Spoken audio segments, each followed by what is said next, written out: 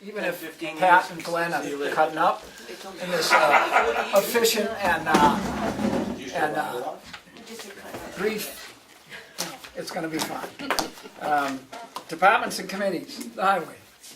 Yeah, I will first start off, they're gonna come in this week, they're gonna grind Garden Hill Road Monday, and then they're gonna go down on Tuesday, weather permitting, and shim and top coat Duell Road down there, and that will be done, and then as soon as we get Garden Hill Road, they're gonna come back and put the base coat on the 2 inches.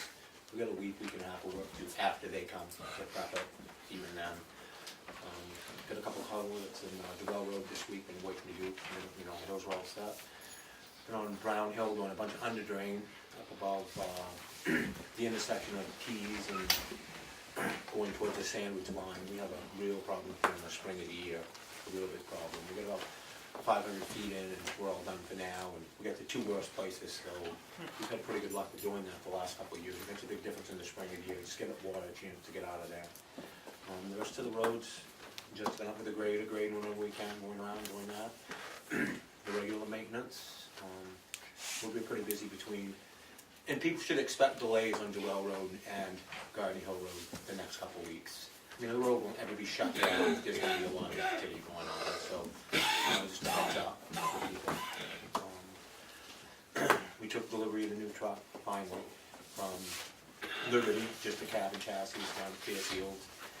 Hopefully we'll have that in 8 weeks if we're lucky, you know, the new truck, so pretty happy about that. It's earlier than usual. Usually, sometimes you wait quite a bit, but I'll have an exact date. If it goes in the next week, they'll tell me exactly when we're going to be putting the body on and all the plow equipment, et cetera, as far as that. So, everything else is going pretty good. The vehicle's in pretty good shape. I'm looking forward to getting Garden Hill and Durrell done. I thought you were going to say snow. No, I'm not. No, right now. Well, we're looking forward to fewer downpours while you guys are working. Just, you say it's not that bad. I just remember when it's 10 below 0. I don't even. Pat That's how I look at it. Pat finally had us all standing out in that, and, you know. It came down pretty good. But no, other than that, everything's going good. Is that Brown Hill? It's heading towards the Quaker Meeting House. Yes. Okay. When you open the Pease Hill Road, there's a short section up about there. Anybody that travels down in the spring, or even most of the year, it's dry right now, but it's wet. There's water there now, down to 3 feet. So it's mostly clay and hard. And it's just make a big difference in the spring of the year. So you put it on the north side of the road. Yeah, right on the side. Yeah, because we get some calls. Pitch it to the culverts. Yeah, all the way down. With some tailings and it's just to relieve, we get a chance to get out of there, and just hold right in there. Yeah. Good. Thank you. Questions for Richard?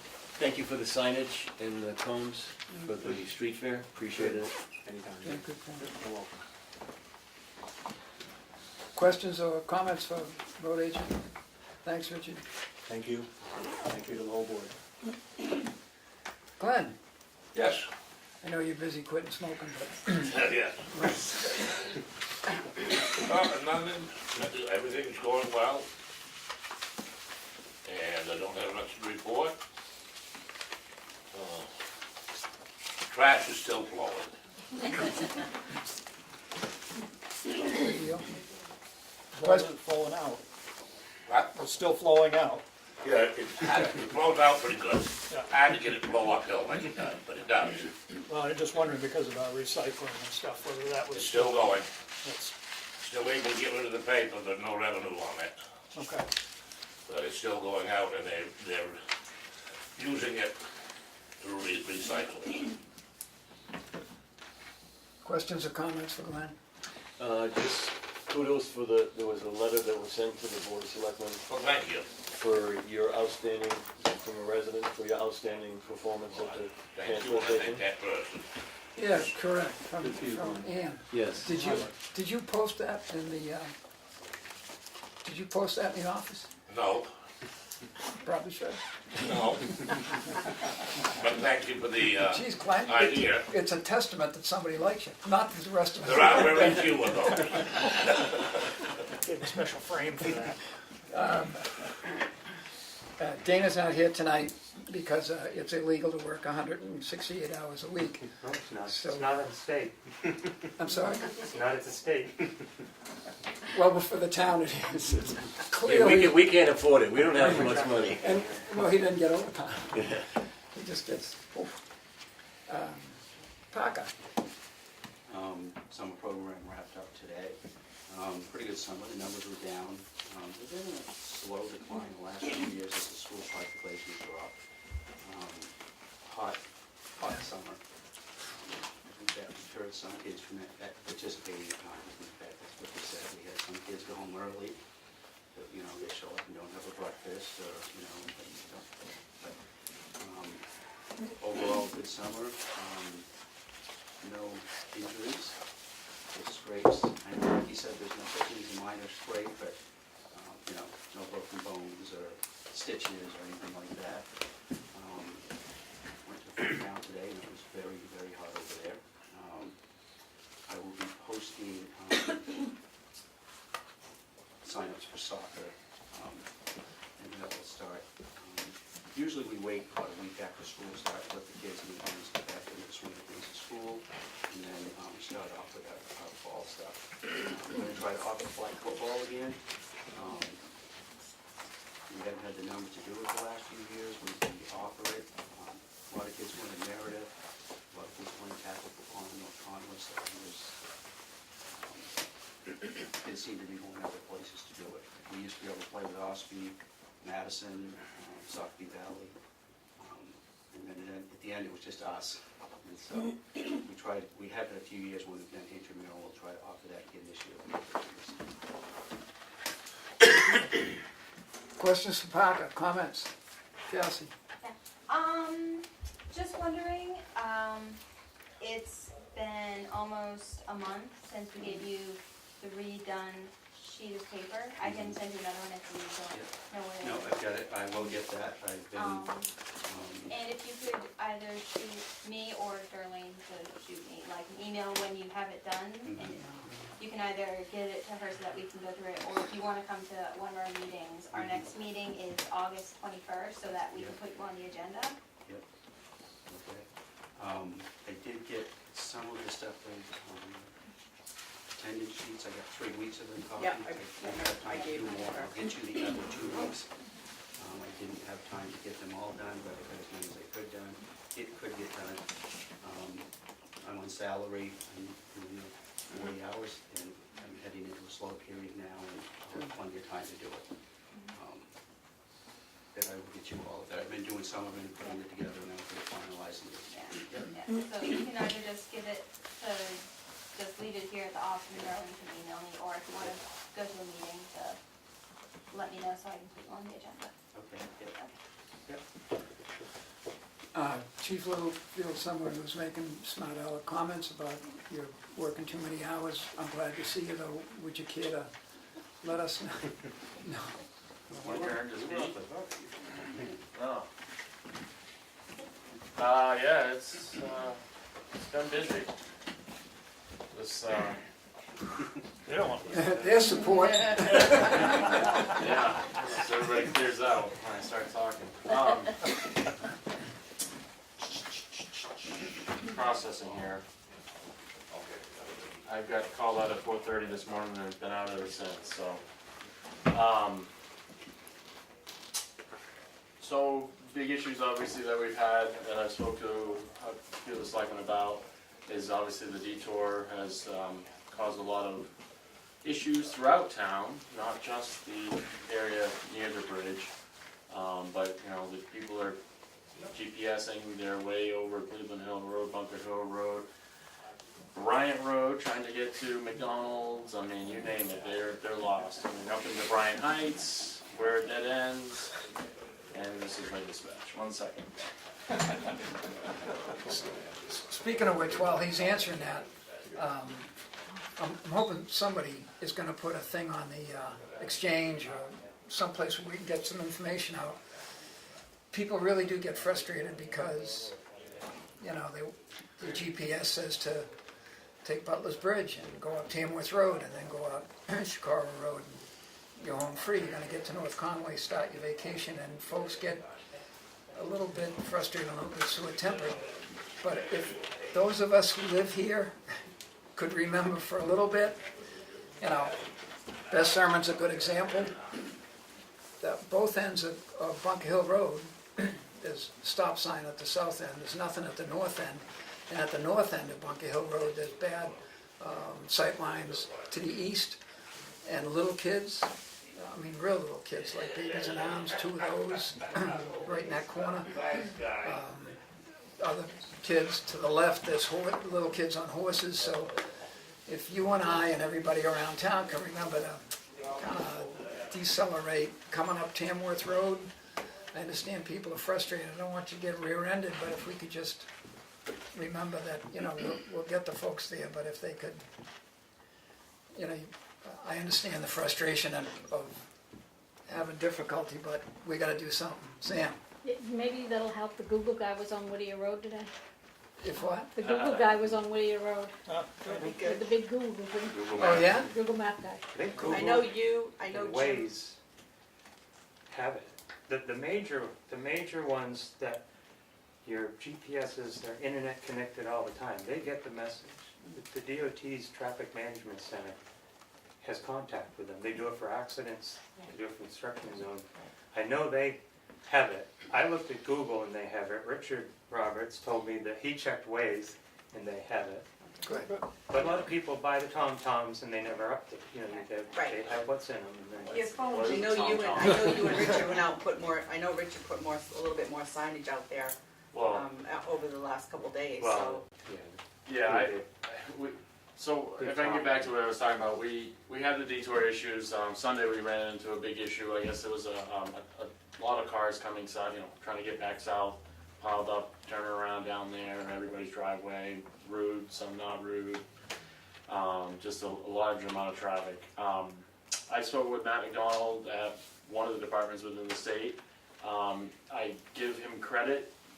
We've called twice now to make changes to their signage, and they've done it immediately as far as what can be done without following protocol on some things, such as putting in a new sign they have to call dig safe, but which, you know, they're in the process of that, but it's to help better the messaging of the detour, which, you know, that's only good if people are actually, you know, looking at the signs. So we've had to move the signs, we've had them add some extra signs, and you know, they are working with us to try to make those, and I think it's helping, and some of it is just a learning curve as well. So, yeah, I mean, as we expected, Depot Road gets, you know, a good amount of traffic.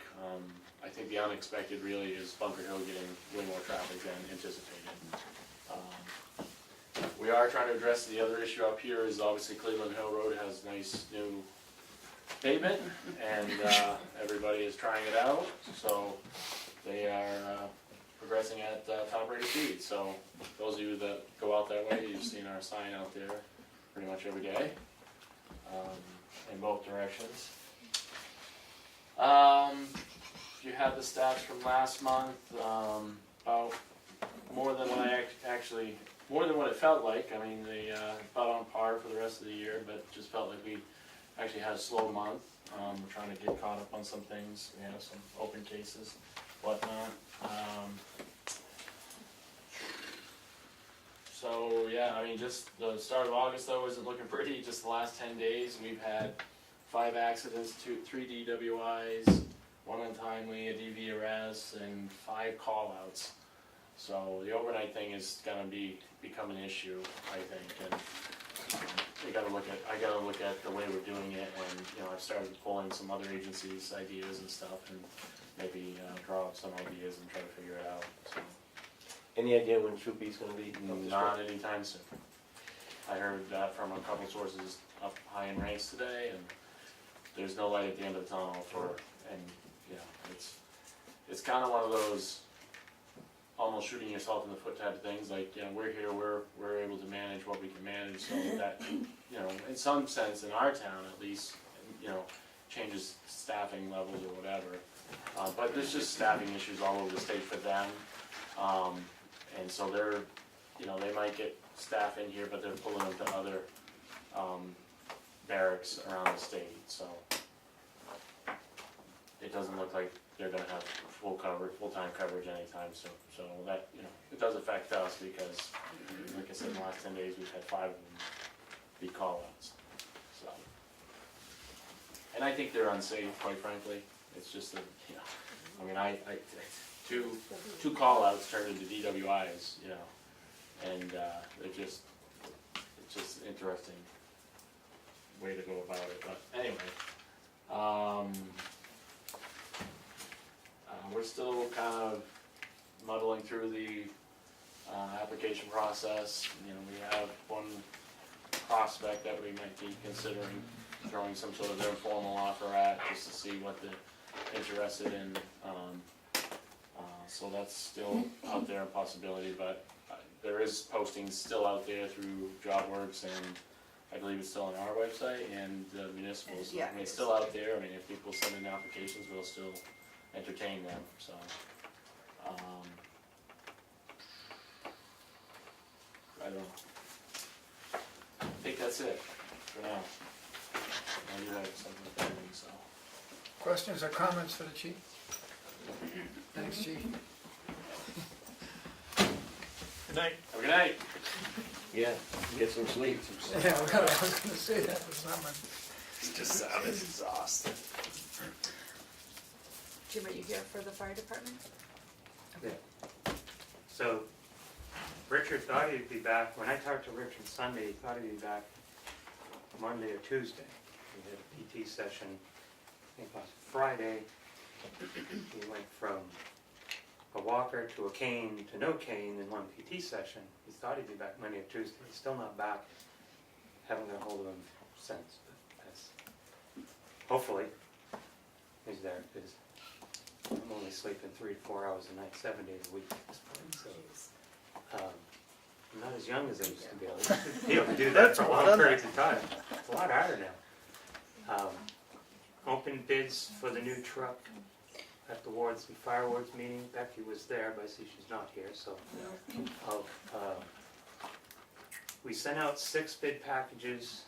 We had questions from 3, and we got 2 bid packages. You want the amounts? Becky has them, I can read them to you. One was from Lakes Region Fire Apparatus for $529,950. And the other one was DeSorcy Emergency Products for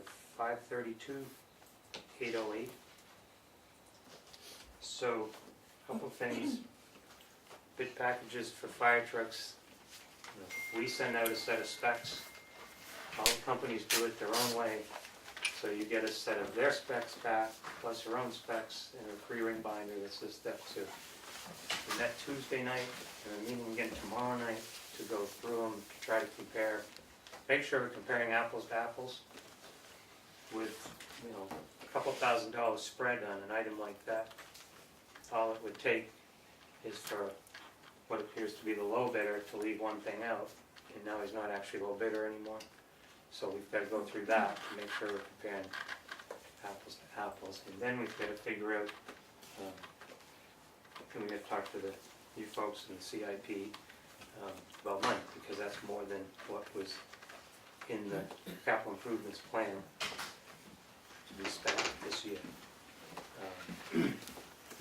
So meeting again tomorrow night. I doubt we'll get all the way through it tomorrow night. We might need one day on the weekend to try to get it done. Figure out who actually is the low bidder. And then we'll go from there to see if we cut something. We won't be able to cut that much.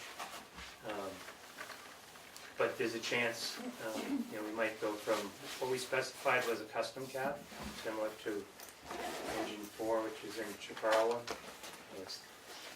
Only fire trucks look that way. We might be able to save some if I go into a commercial cab. It's not imperative that truck be able to carry 6 people. When it's replacing, there's 3. So that's the only real big thing I can see, or the biggest thing we might be able to change about it. It's not going to make $148,000 difference, but so we'll have to talk about that once we get it nailed down. I know both companies, they do financing, they'll do all sorts of stuff, but we don't, that's something we kind of get to decide. Can you remember what our total appropriation amount I was? think it's 384, 384,000. 384, okay. I believe so. So The Yeah, first so one, it's 100,000 short. 148,000, yeah. 200,000 short. the 530,000 bid was, It's like 148. All right, 150. the first bid that you read was from whom? Lakes Region 5. Yeah, and the second one was, It's from DeSorcy, DES, OUR, CIE. They're in Vermont. They have trucks and, recent trucks to Santa Conway, North Conway, part way. just out of curiosity, was the CIP feeling pretty good about doing something within the 2019, or it would take more than 1 year to? We haven't talked to CIP yet. Oh, I mean, Becky knows that's Right. the status. Sure. She was there, but no, we haven't come with the CIP yet. We kind of wanted to nail down who is the low bidder before we talk a ton about it, and then see if, like I said, maybe we can cut a few things out of it. We don't want to cut functional things. Like I say, that in my mind, and I haven't really discussed it with the chief yet, that the only, I'll say, big thing would be switch from custom to a conventional. I mean, it seems to me that 2 years ago, or 3 years ago now, you had a price locked in for a vehicle that was $384,000. We've never had a price locked in. Well, that was not what I heard at town meeting. And we voted and appropriated money in a 2-year period to do that. That was, And nothing happened for 2 years. And now we're looking at a truck that's $150,000 more than that. And it's gonna be probably a year before that truck could even be delivered. that's correct. Haven't read through both of them, but generally it's, I know one of them says 300 days. That's pretty close to a year. Right. Yeah. I don't know what the other one says. You know, I just wonder where the process broke down for the last 2.5 years. I think a lot of it is on the fire side, you know, in the past,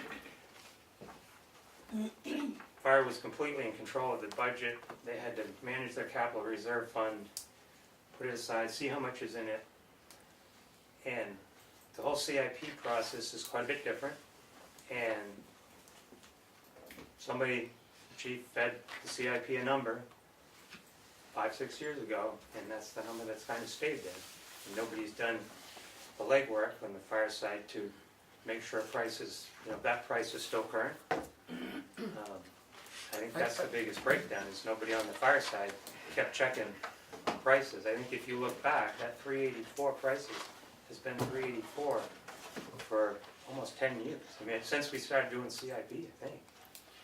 And that's really the breakdown, and that's the blame, you know.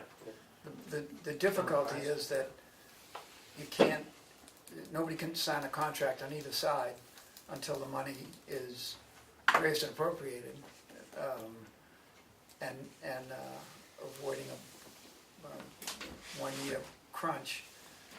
In order to do that, you've got to pretty much go with what you first come up with, and try to make the budgeting fit the vehicle. But we're in inflationary times.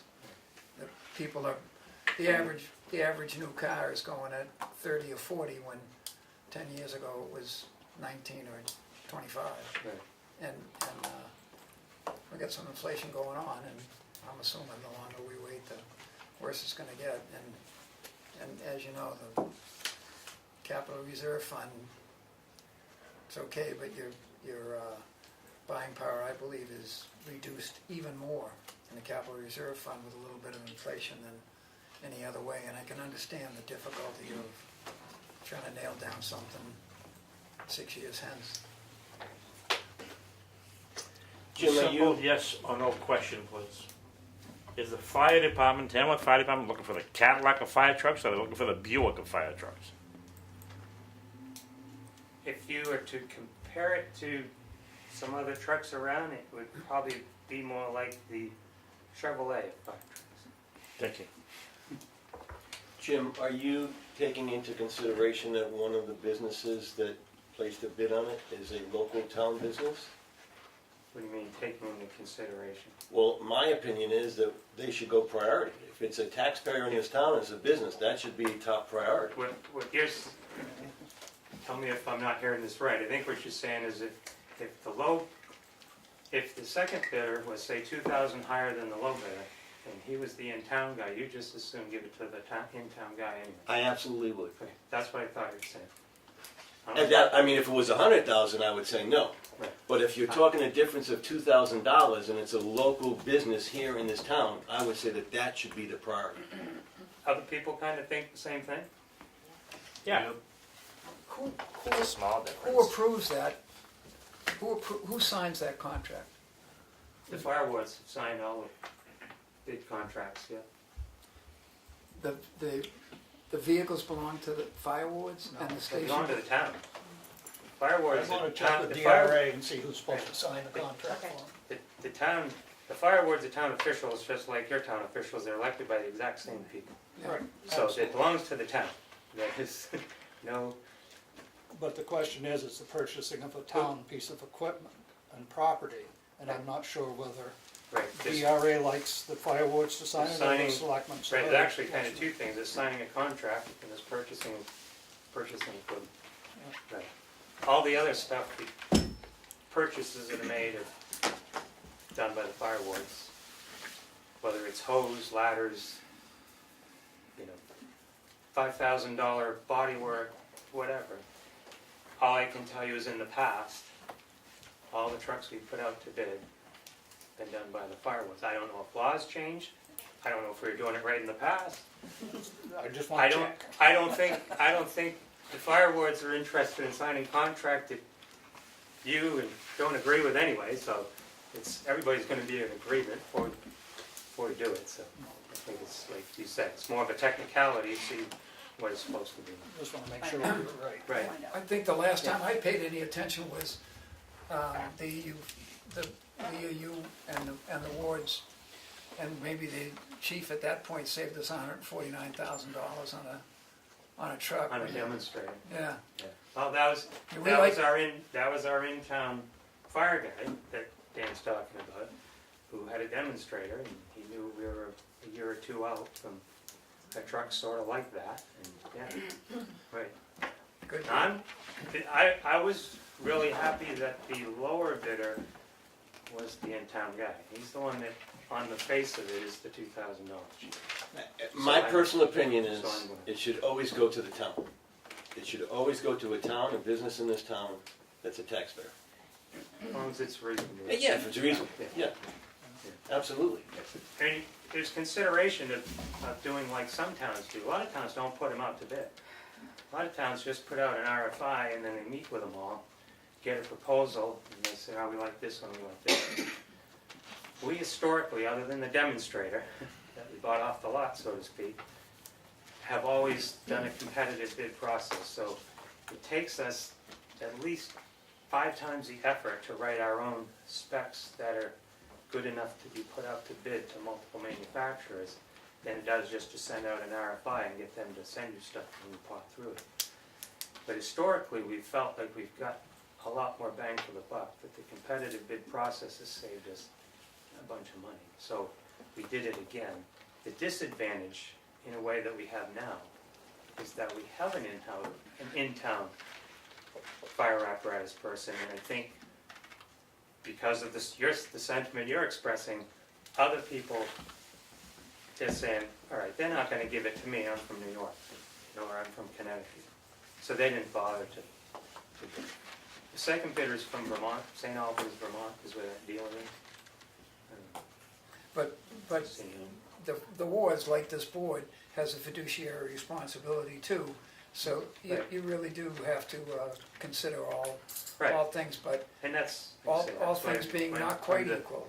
process and sent out, they say, pick sort of 6 in the New England area, send out bid specs to. Yeah.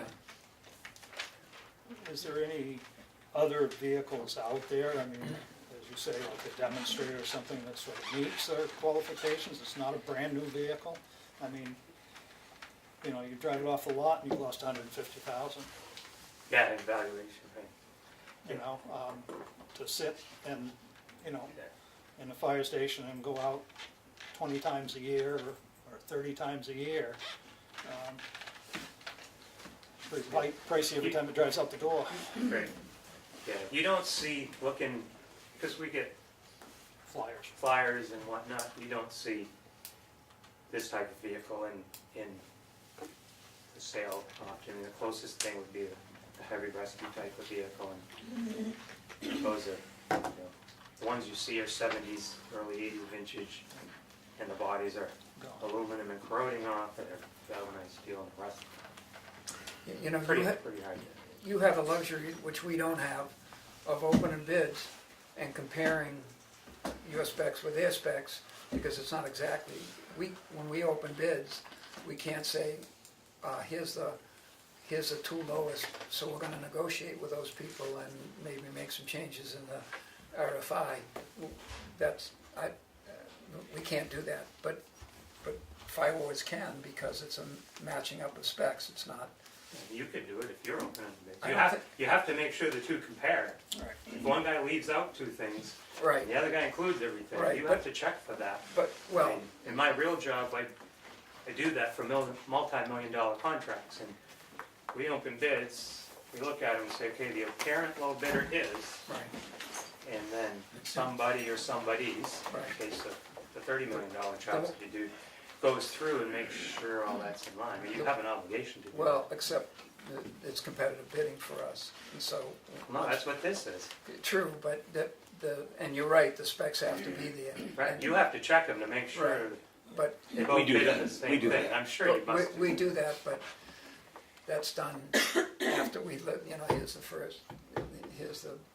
first, whatever the department head suggests as the best deal for the town. And then somebody reads the fine print, et cetera, but we can't go back to them and say, look, you know, can we just change this to drive it down a little bit, unless we do reopen the entire bidding process. Well, you're in a situation now where you don't have the money to do it, so you certainly can say, we can't accept any of these bids, so. Right. Oh, yeah, You gotta go that's- back and go to the grind post again, We could, right, because you don't have the money to buy it, right. so. Questions or comments for C2, for Jim? Thanks, Jim. That's right. We'll Look forward to things will work out. telling you what we find when we finish going through. All right? Thank you. Kim got another one? No. She's not here. Pat? Yeah. Economic Development. First of all, I want to say thank you to a lot of people. Dana and Dan were out at 7 a.m. putting up cones and tape and all kinds of things. So I really appreciate that. And the Poirier for the fire department in the truck. The economic development, the other people on the board, they were all out there getting very wet. We just had a lot of different people, and the selectmen that were out there helping with the traffic and the parking and all that. And it's unfortunate it rained. What can you do? I mean, you know, we had a lot of vendors that had signed up, as many or more than last year. I think some were thinking, I'm gonna be smart and not go, because everything I have will get wet. Others were brave and game.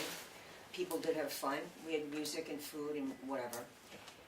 Okay, so thanks. I want to say thanks. Now I want to talk about something that you might not like. And that is, so I said the nice part first. Now, I brought before you the idea of Carol Miller coming and talking about broadband. 23rd. On the 23rd, right. And the suggestion was that she wanted to come and talk to a reasonably small group of the selectmen, the planning board, economic development, and explain to this group what are some possibilities of how maybe communities can get something done.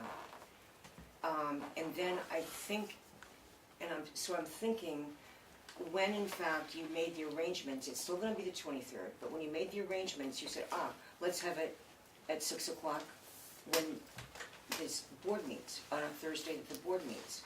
So it's now, and then let's invite this group and that group and this group and that, so it's becoming bigger and not like just this topic. It's sort of, I just am saying maybe it should be like at 5:30 or 5 or something on that night, so that it's just the people that she kind of wants to, the decision makers, I guess. is We're what I'm not saying. putting anything else on that agenda. That's all that's on Oh, that good, meeting. okay, oh, that's fine. If they have to sign something, we'll do it after the fact, but department heads are not coming, no one's coming. Okay, There's probably not even gonna be public comment, okay, that's fine. because we know that's what she's here for. Yeah, yeah, but I heard, the last time I heard that, okay, the school department's being invited, and then I'm thinking, I don't see why they have an issue with the broadband of the town, they've got their own broadband. You know what I mean, that's my opinion. I just I asked don't a know whether question. they have sufficient broadband or not. Library doesn't. Okay, I'm just. So, I mean, I don't know. It's still gonna be a small group, I don't. Okay, that's no. cool, all right. I thought we One were person inviting- from Yeah, the librarian will come, one person from the Yeah, school that's board cool. will come, that's about it. Okay, that's cool, I mean, I didn't know if, No, it's not you know, open to. if I kept getting more and more. I wasn't here last week, so I didn't, last meeting. The well, other wait a thing- minute, this is a public meeting, I know, Right, I mean, I'm it not is, trying to but not be public, and we can't do that. I'm not trying to make it not public, I'm just saying that we're trying to like have, people who can make a difference because they're elected, sort of, can just, and I guess I'm saying, I'm dropping that part. No, I'm also reminding you that the selectmen on the master plan said that they will, because the voters for the survey, whatever, we will provide broadband for Tamworth. And I'm not sure how we're gonna do that, it's gonna be complicated and whatever. But the other point I wanna make is that I don't know about all of you, I for one don't feel technically too brilliant about what she might say, and I'm gonna ask the following. I've spoken informally to Declan O'Connor, to Dennis Quinn, to David Little, and to a person named Keith Garrett. And those are all very technically capable people who are very familiar with broadband and issues and wires and the things that I don't, to ask the right questions and to translate if necessary, whatever.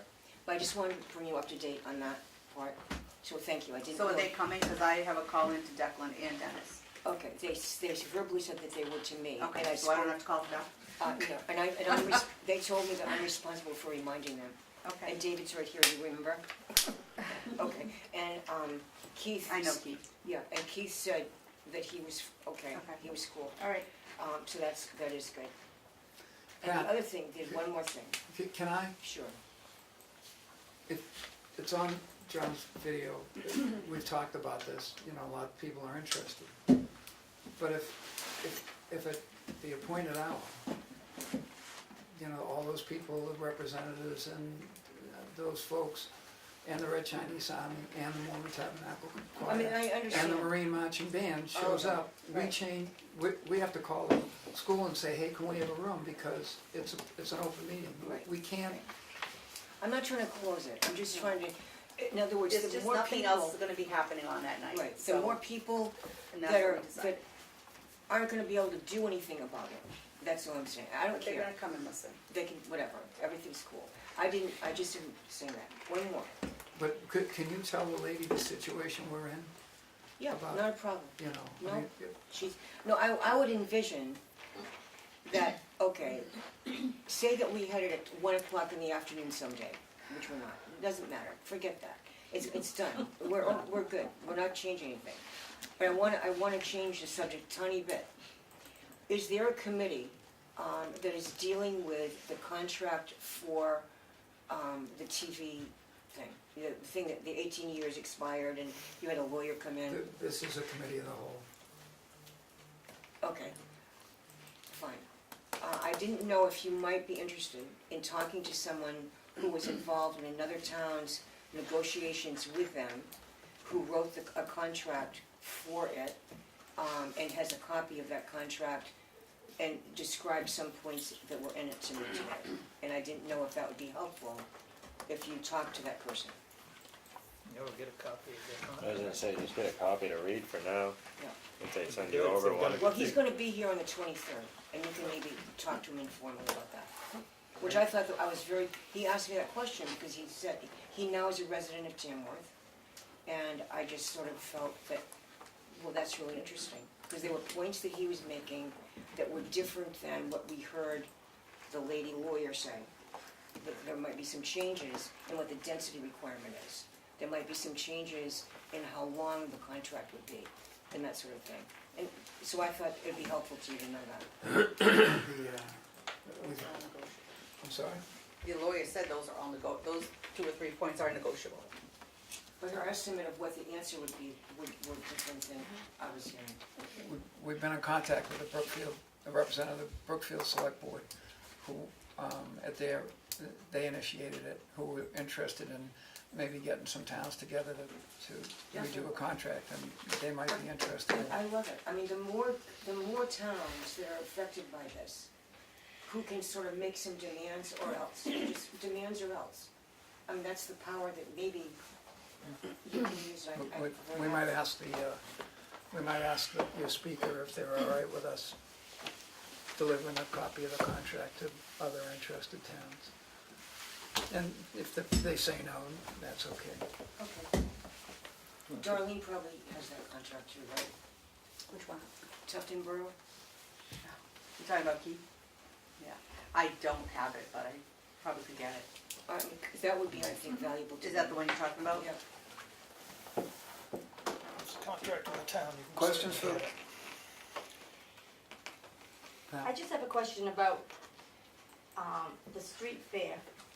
Were there any public toilets, or like porta potties, and were there any garbage cans? We had sort of a take in, take out policy with everybody, like that kind of a thing. And then we had a list of all the toilets that were available.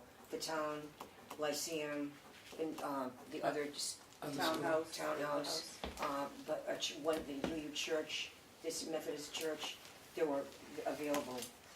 Where were those lists? I don't know. I never saw them, but I know that I'm But if anyone in asks, charge we of knew. holding events all winter long, and I mean, it's like toilets and garbage are one of the 2 things that are always required. Yeah, well, we addressed that. But- If questions were to people, any questions come to the economic development table, and we could give the answer to anybody to ask. I know it went out in an email Yeah. from Erica, Right. but I don't know I exactly. mean, who did it go to? I don't know, I'm You just know. saying, I got an email, I don't know who she sent it to. Pat maybe would know that. We were at the townhouse as the Tamworth Village Crafters, and Mhm. the garbage was twice as much as we've ever had. Especially when it rained and we didn't have hardly anyone come in. But everybody came in because it was, a downpour, they wanted to come inside. And then we had a steady line at the bathroom the whole time. I mean, they would come in, we never knew that it was offered as a public bathroom. And I know it's a town building, but I mean, we were using the building, and but the trash, we have to take to the dump. I mean, It was would be a good double. idea for us to have a 30-gallon bucket and a liner in the middle of any town event.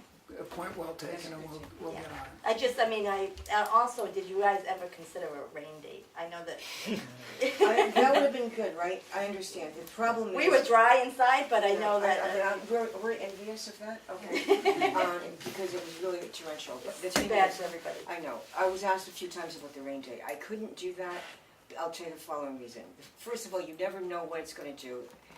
The mobile van is contracted like 3 months or 4 months early. It was all over the radio and all written documentation and whatever. And we do align it with, the other thing, one could say, well, gee, rain day is Sunday. But we wanted to pair that with the farmer's market. And therefore, they have a rain or shine. And you have to just hope that it's gonna be a nice day. And I'm thinking that next year, we're just bound to have a great day.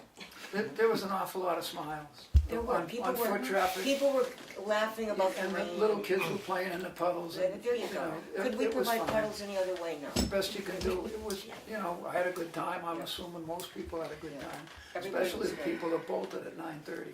They had the best time. No, they had the driest time. I'm grateful, truly, for everybody that helps in a But the bad point, situation. the point with the trash can, That's a good point. is a good point. let's do that. And How many do you think attended? I have no idea. It was so wet I couldn't see through the dress. Except, let me put it this way, less than last year. How many did you have last year? Oh, we probably had 800 or 900. Yeah, so less than that. I'm guessing. I can't even guess. It was. We were just trying to First of all, you couldn't get a signal. The van couldn't get a signal, and they had till 9:15 they were here at 7:30 to try to get a signal. We started out where we thought we wanted them, and no signal. Wire. So then he moved up floor a little bit more, and then he came over towards the barnstormers. It was a process. No signal. And Aaron was right there helping him with all this, I know.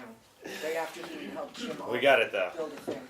And it ended up finally, the bridge. And I said, but wait a second, where are we gonna plug you in now if you're in the middle of the bridge?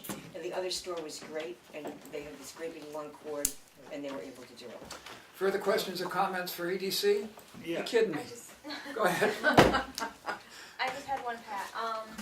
The broadband discussion, if at the meeting everyone goes for it and everything, how quickly would it be available? Oh, gosh.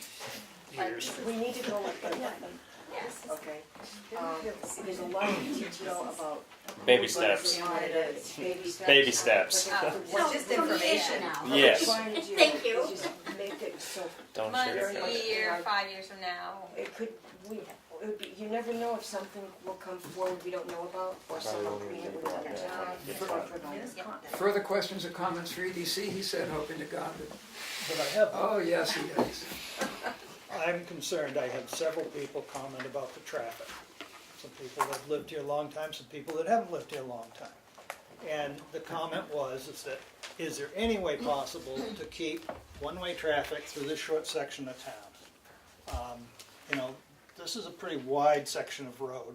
We should be able to set some cones, one lane, have somebody let people get by either way, and the signage wasn't that great up by Ordination Rock on Hollow Hill. People were coming down through thinking they could go straight on through. Of course, the bridge being out compacted it some, but still people were headed this way, and they wanted to get to the store to get the paper, and they were all upset because they couldn't get to the store to get the paper. I just think that there's some way we could keep the road open. That was one of my big things, the signage. Better signage. Better signs. I think keep opening up that road. You have way too many kids around. Yeah. Well, The thing is, Willie, you it's cone one it day. and put, One day, Open and we've had 3 years, and the 4th year, and if it's the same way, they probably will say, oh, that's right too, I can't go through. Or they could maybe park at the other parking lot and walk to get the paper, or send someone to go get the paper for them, whatever. They don't want to get But I wet. agree with you about the signage, maybe we could do better at Ordination Rock. Yeah. And I'm not arguing with you, Yeah. I'm just trying to. But also, I know in Marlboro, they always have the big signs that they have for the state that maybe they'd have to rent one, but to put it up a week before saying that Main Street's gonna be closed, unless I was here, I wouldn't have known that the road's closed. I mean, I don't do Oh, the yeah, just Tamworth think- Exchange, I don't, but I mean, if there was a sign that I saw for a week telling me that it's gonna be closed on a certain date, it would have helped, I think, to let other people know, because unless I was sitting here last time, I wouldn't have known. Further questions or comments? Hearing none. Kim's coming in a bit. Friends of the Townhouse. We have received the plaque that lists the building as a historical landmark, or it's on the historical registry, and we're just figuring out the best way to display it and where on the building. And we would like any correspondence regarding the townhouse. I know from hearing that you guys sent out a letter to the Ladies Guild, and if we could just have a copy of that so that in our file, so that we can just be like, oh yes, and looking back we have it, that would be nice. And we are looking into doing Wi-Fi broadband at the townhouse instead of just connected, but it's kind of at a time crunch because voting is there in September, but we're looking into that. When they redid the kitchen, that was taken out. It was taken out, and then Oh. Kim has it, and we were going back and forth with her on Monday about it. And we were just thinking, well, how much difficult is it to, instead of that one, it only has like one connection.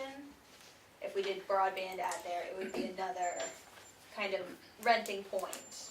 Yeah, we used to do, they used to have it down there, and they decided to take it out because there was a monthly fee, and it was only used, twice a year, or once a year. Yeah. So that's why, But if They you went- apply for the voting, right? right, and that's why she would just put it in when she voted.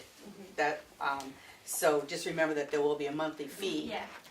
But if more people are using the Yeah, townhouse, it yeah. would be, And that would kind of be like it would be a good thing. Yeah. And I don't think it's really broadband. well, we Wi-Fi as in See like Wi-Fi. you Yeah, could. yeah. Okay. Yeah. Tim Wireless, I think. Yeah, Right. connected. We We were looking also like to put it in with like, if you go with like Time Warner, you could get your phone and the Wi-Fi and have a package deal, and it would be cheaper. Good. But that is all. Questions for the No, front? one more. Do you guys have any estimates for the outside work yet? I met with the contractor today, and he said he'd Date send is something in. 16th, Okay. right? Yeah. The date is the The date, 16th. All right. so Okay. one Is person's that the one we interested. were talking about? Yeah, Jane.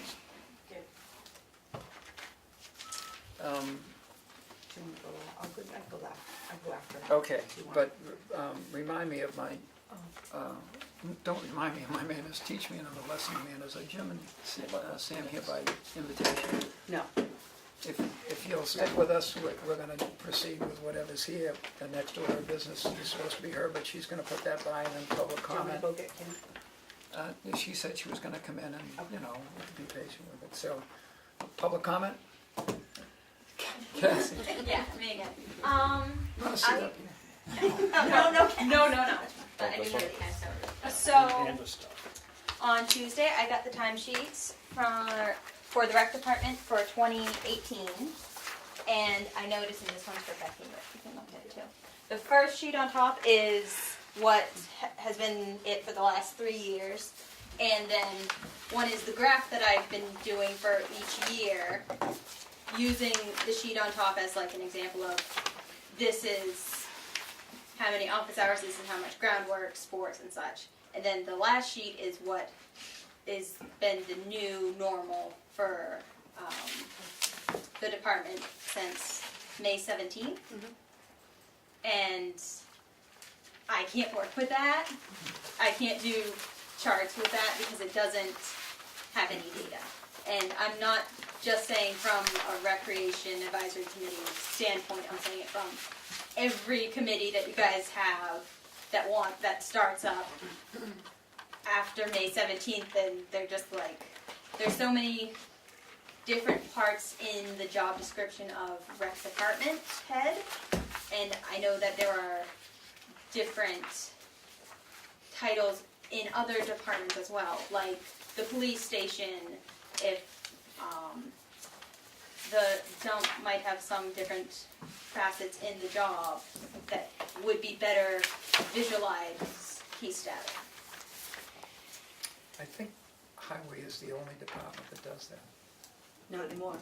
No, Well, The board voted voted to go to to go one, with the, to one this, sheet. this and- time. Yes, right. Right. And But Yeah. on top of that, the Rick highway keeps- department He keeps a log. Well, of you might everything. keep a keeps a log. log, A and log. Right. employees, on some days, write a description of which, what they've done. but that's on a personal time issue. And you guys might not have noticed at the time I thought, oh yeah, this is uniform one seems like a good idea, but we're losing so much data Yeah, from certain departments and certain jobs with where they have multiple different parts in their job description. You're losing so much of knowing how much data from going to a simpler form. And I just wanted you guys to be aware, and maybe if you wanted to change it back, if you think like we're losing too much if in 3 years from now, if somebody starts another committee and tries to look into what it the, has hours and that's it. yeah. Don't have any data as to what was occurring. So, I mean, Because I mean, the pie chart, you see a pretty good chunk of what the job entails that in a year. Very helpful. Given that this is paper, we have to go home, do homework, and bring this up at a subsequent meeting, correct? Yeah. Thank you. I just wanted you all to be Thank aware you. of that. Thank you. Good point. And the next recreation department meeting is August 21st. Public welcome. That is all. Public comment.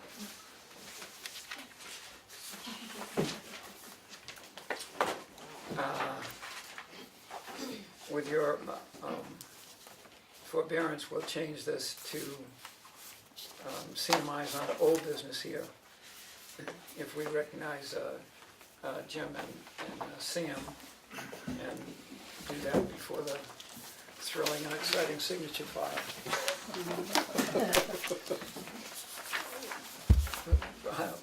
I found out you were coming late in the day. Yeah, and I apologize, I wasn't No, able to that's give fine. more That's notice, I fine. didn't Glad want to to have have you. coverage for my children until late in the day. I guess I'm really here to, and I know it came in, also the information came in rather late to you guys as well, to the board. But if you had, I guess, questions about what was sent, I have copies if anyone from the public would like to have. I made copies for them if they'd like, that's okay. I know that there was, at the last meeting, some concerns over a couple of the events, more recent events. It was, we did have two events somewhat back to back. We had vintage cars on Thursday and Friday, members weekend on Saturday. We were rained out on Sunday, which was interesting because I think there was some complaints on that Sunday, but we weren't open. So maybe it was somebody on the new roads. And then we had the Audi Club on that following Monday and Tuesday.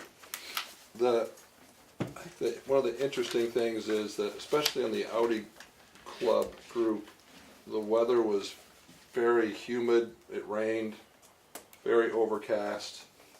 I would say the sound generated from that group was very similar to the event that we had with Fishtail Riding School early in June. The second one? The second one this year.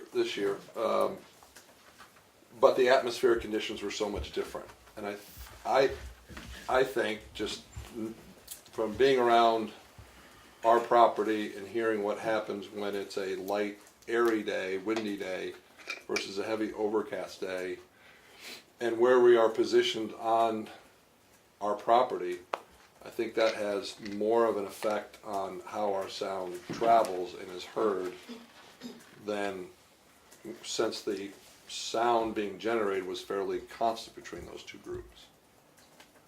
One day no one really heard it, and the next day, in the next event, more people heard it. I think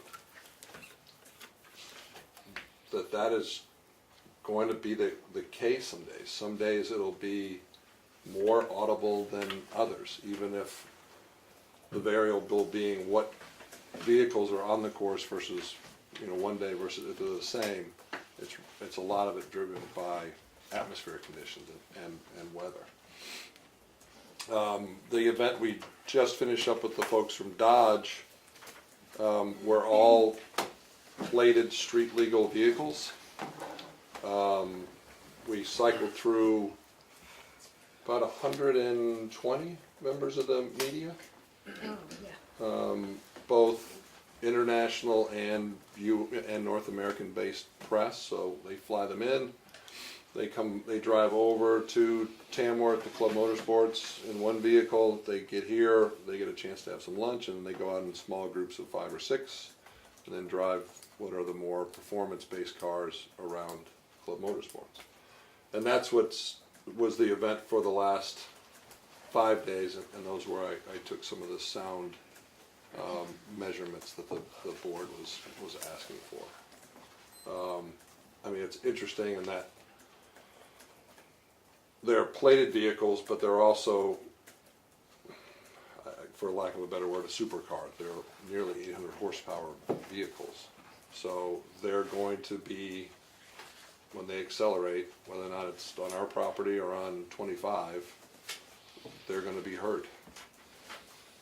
So I don't know if you received any calls or complaints during those events. I went around every day during that event, both around the facility and then also around. I like to go around to the different parts of the neighborhoods just to see to see how audible it is, to see what the conditions are like at various people's residence or the school or the churches. For all 5 of those days, it was not audible at most of the areas I went to, and I think also it was humid and hot, but it was at least not as overcast and not as heavy as the weather we had for those other events. When I took some of those sound levels, I tried to make sure that I was only getting sound being either generated from activity that was on our property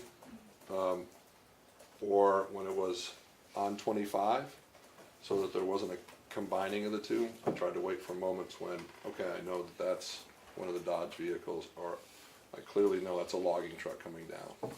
Or for comparison, if we were doing maintenance and what a lawnmower does and what a backpack blower does and what a weed eater does. So that was why I gave different numbers, different little comparisons, trying to put some meaning behind those various numbers. So if the board has any questions, that's why I thought I should be here today to answer any.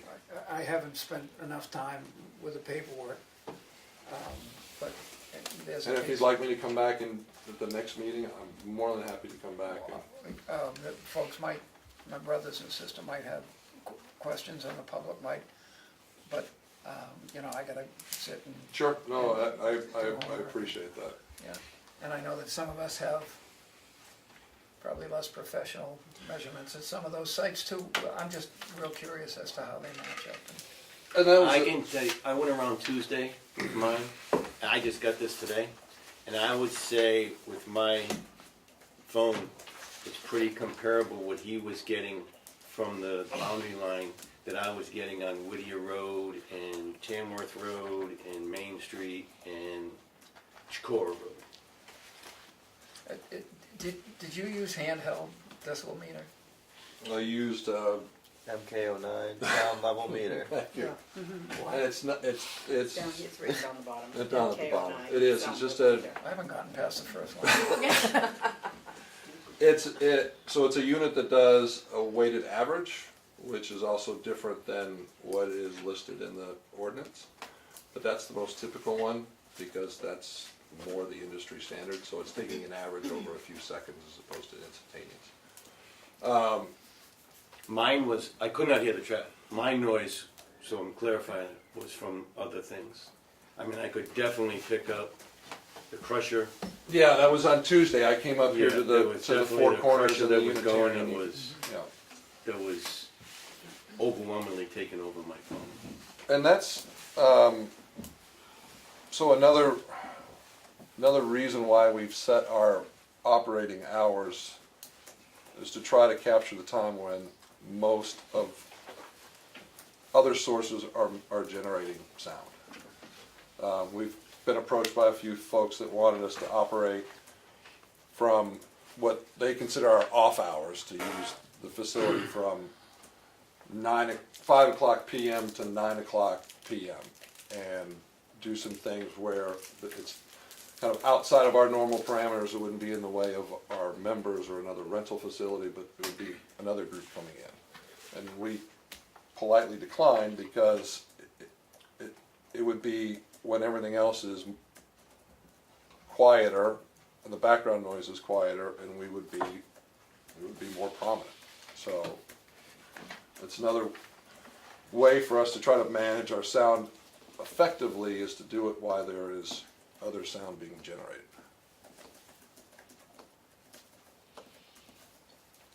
I thank you for the data. You're welcome. It was, and I wasn't trying to be difficult, but certainly once that request came in, I felt like I needed to go through and have a conversation with our attorney to see how we could be responsive and provide the data without I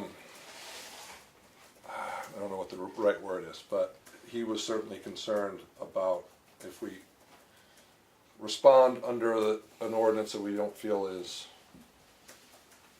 legal, then, you know, are we agreeing to operate under that ordinance? But I was trying to be respectful and responsive to the board. So again, apologize for the lateness of getting that over to you today, but It's okay, it's a concern, but we've taken an awful lot of time.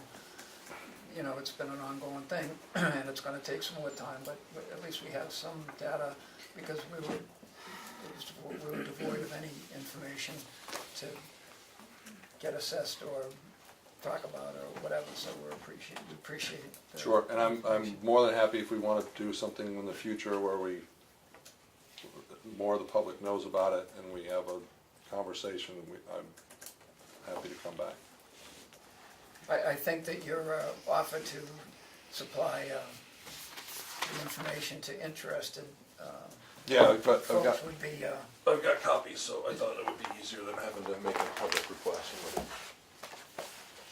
and if you, with your permission, if folks came to Darlene and asked for a copy, it would be okay. It's a nice original for you. Thanks. Might well make the New York Times bestseller list.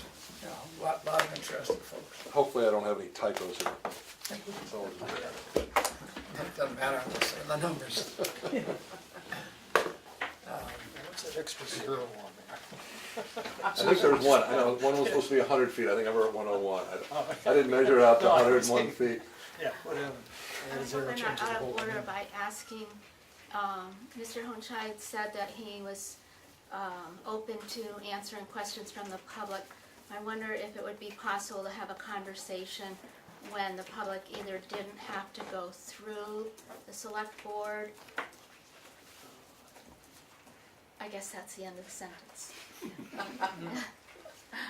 mean if CMI would care to run a community forum or So questions have come up today, right now, and the public, I assume I'm not the only one in the public who needs more information to totally understand this. So I'm wondering if there is an opportunity for that to happen, either, now I can say it better, either in a select board meeting or outside of it.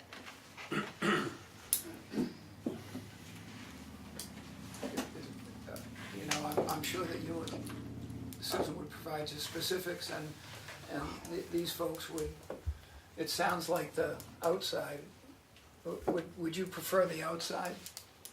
I don't have a preference, but I know that people have questions, and I welcome the opportunity to, that was offered to answer some of those questions and address some of those concerns. Can we give the organization a bit of time to think about that? Sure. Yeah. Thank you. Pat? Just a little question. I'm just curious, like, over the next several years, I'm wondering if CMI is thinking or has already taken action to do like plantings or things to in fact buffer. I live on Route 16, and so I don't hear them at all, but I hear lots of things going by my house. But I do know that even a fringe of trees or different geographic things that happen in a space sometimes can quell the noise. Yes. And I just wondered if that. No, so there's some things we're doing in the short term on the property. There's a couple of areas where we think we're getting a little of rebound from the vehicle when it accelerates. Got a couple rock walls that we're going to put loam on and grass over. Hope that absorbs a little bit so it doesn't bounce back as much. And throughout this year, we've asked our sound engineer to listen to come and listen and figure out if there's anywhere that sound barriers might be effective. I don't know the answer to that. Our topography is very unique, so we'll see if that happens. I think One area that will be effective as we enter the phase 2 of our development are our buildings.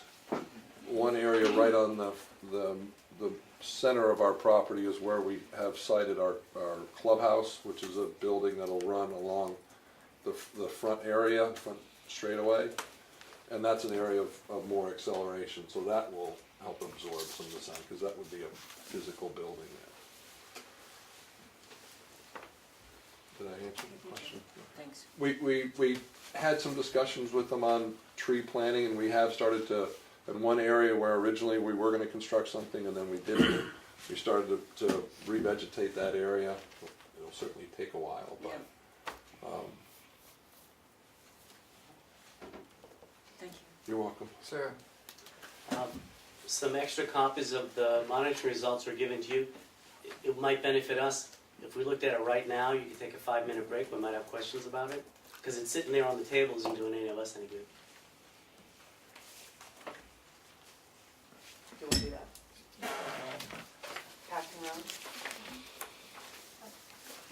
Dana, I was gonna say, Jim, I guess, told us what kind of noise meter that he's using, and do we know how much that costs? And would it be acceptable if we got one? Would he stipulate that that would be an acceptable noise meter? And then also, I wanted to know about, I guess the clouds don't make the noise louder; they just reflect it back down.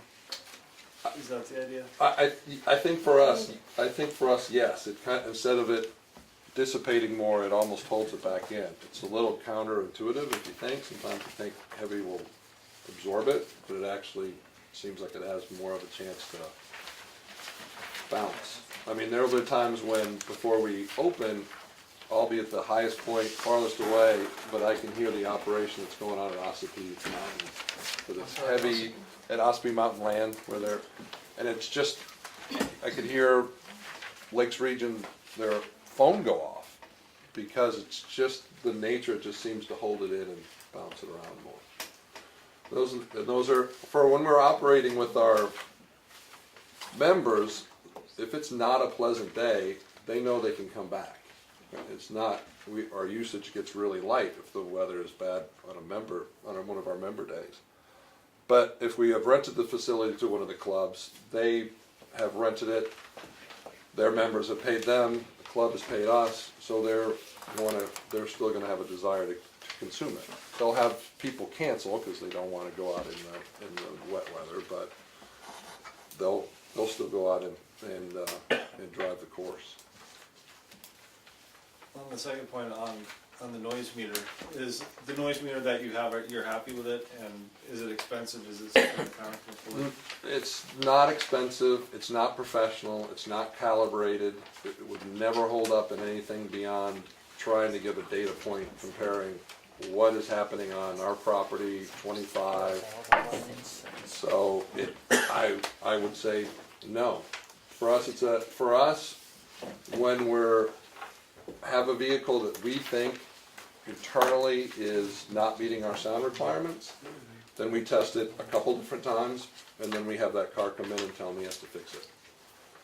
If he gets a second bite at the apple, if it doesn't get fixed again, then he's finished, can't continue to operate. So it's not a meter that would be something that would really go beyond the scope of a management tool. Okay, thank you. for what it's worth,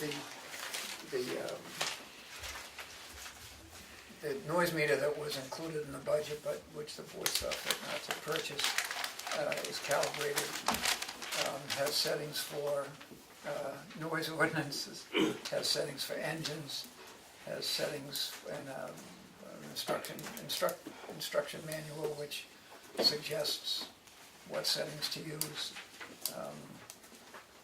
And I know there's at least one of those in town, for whatever it's worth. And I'm assuming there are others in town.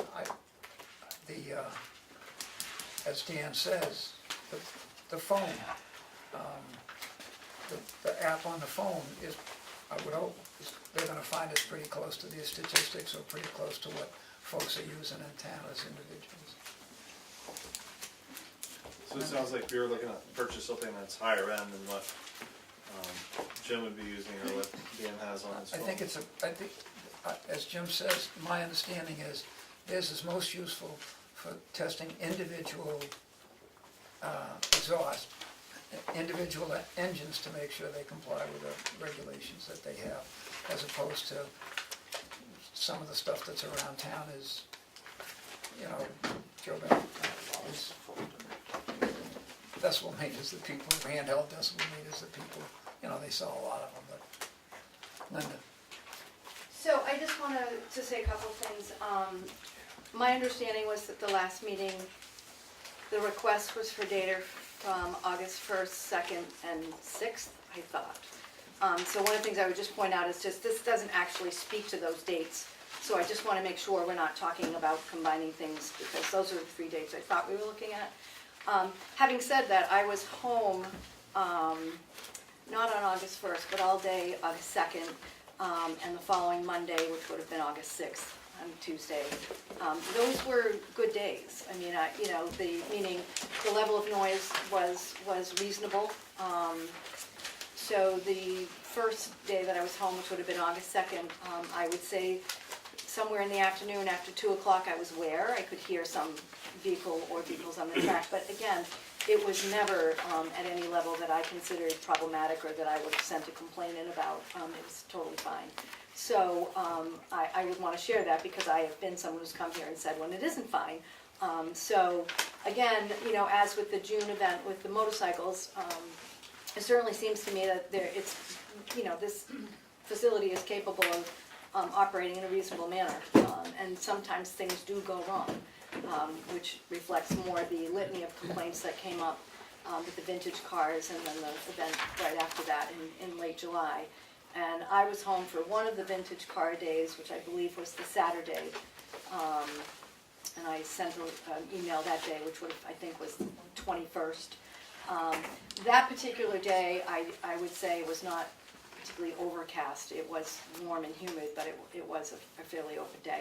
So one of the things I would just say is having the data and beginning to look at it and compare what's going on from one day to the next and being able to see if really the atmospheric issues are the key thing that's changing from one day to the next. I personally would think that would just be an important exercise for us to continue. So I'm glad that this is beginning.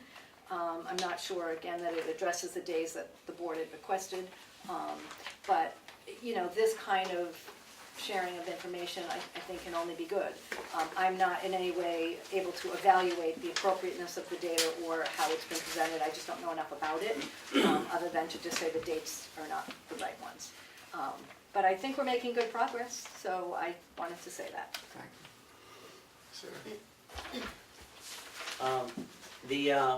I appreciate the data. It's good to have. It's a good start. Jim, I realize and I respect the fact you don't feel the noise ordinance applies to your business. That's your opinion. That's fine.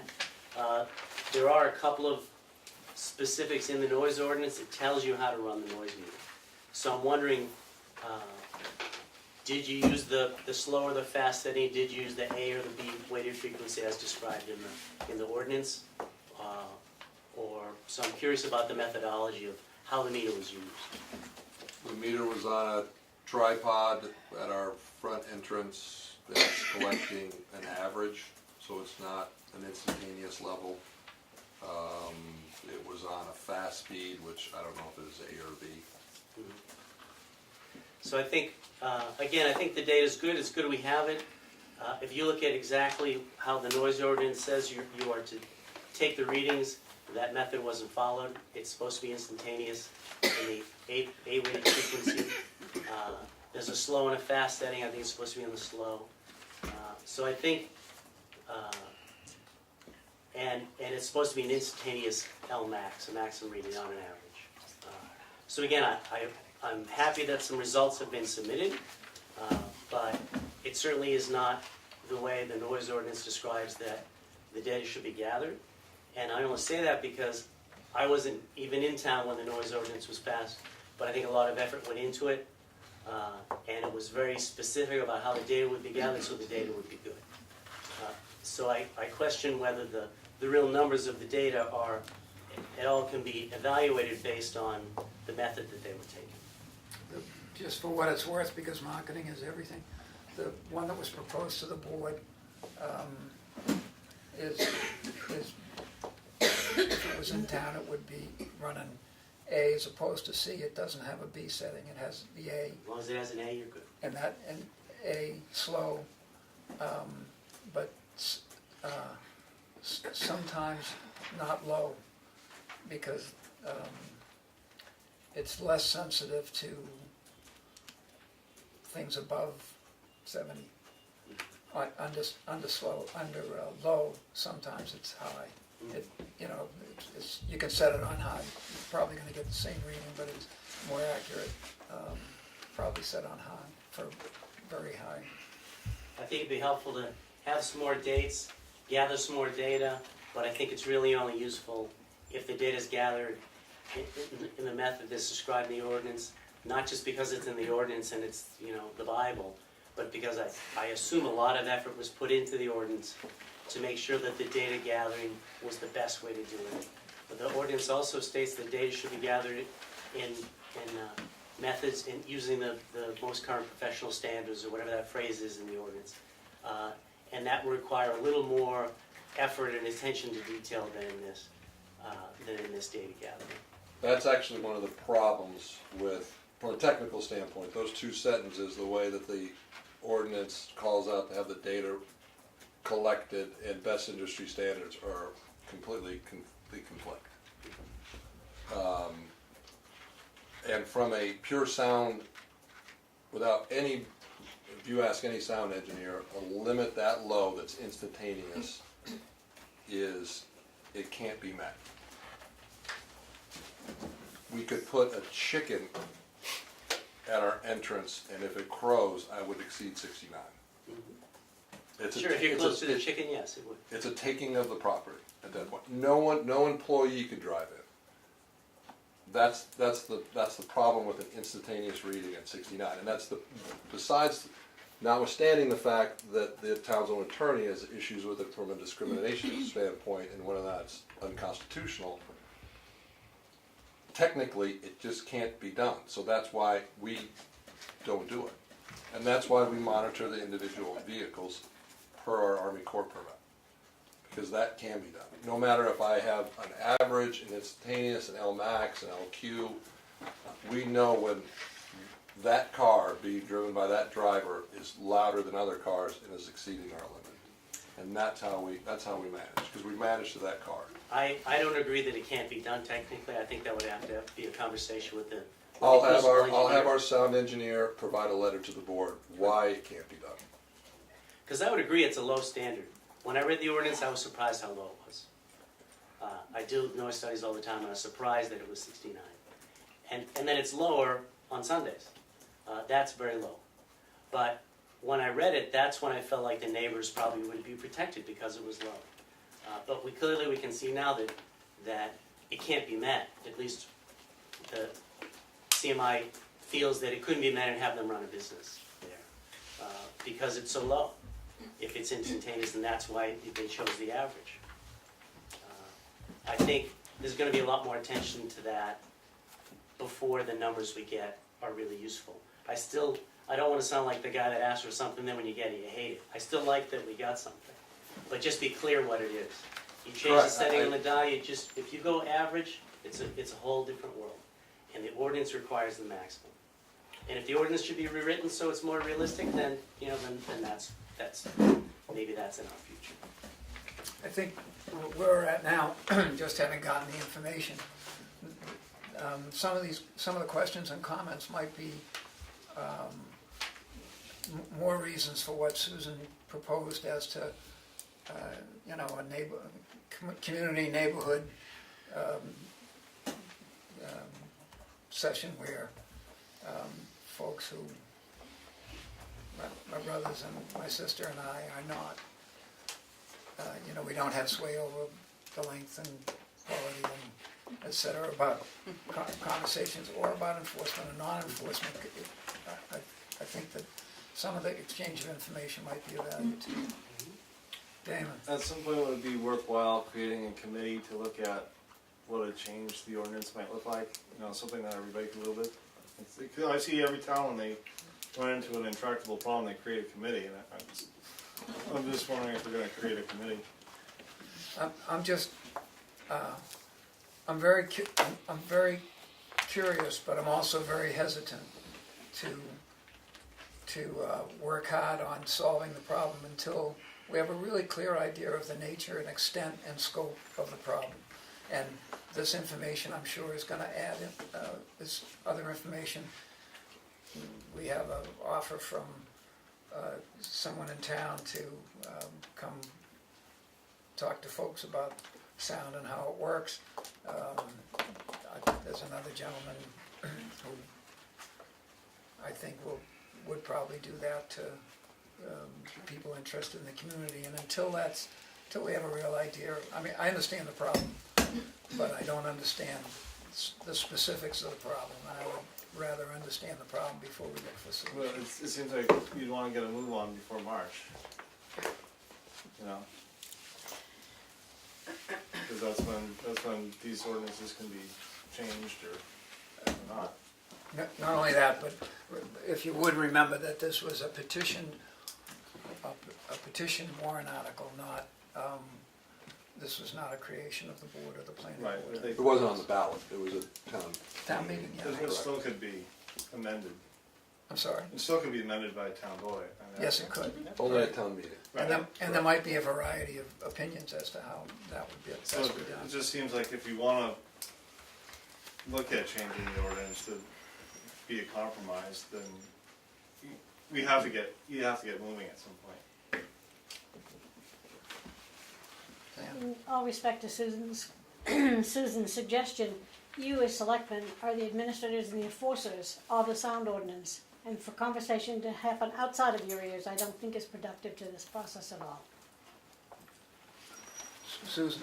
Thank you. I would just like to comment that Jim Homeside very graciously had a long conversation with me and another resident a few years back that lasted almost 3 hours and was very civil and very enlightening.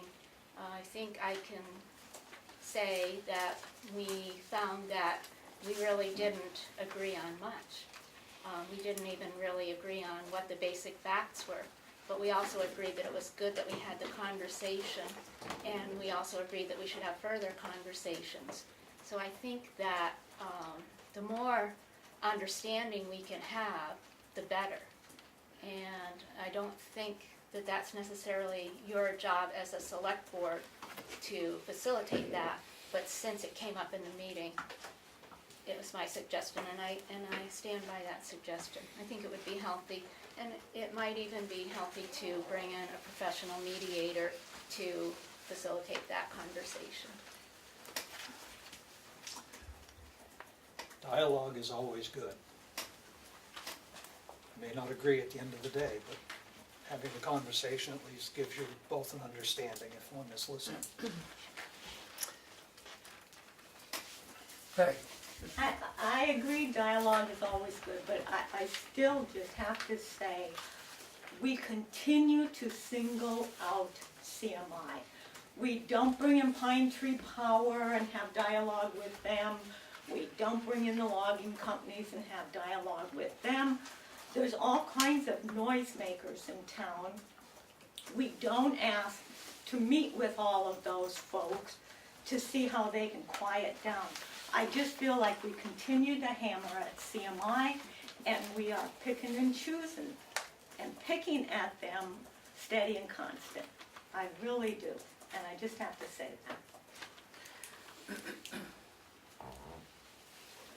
that. Public comment on this or any other issue? We'll proceed to the... I'd like to make another comment. Jim, I really appreciate you coming in, and I appreciate you providing the data. Thank you.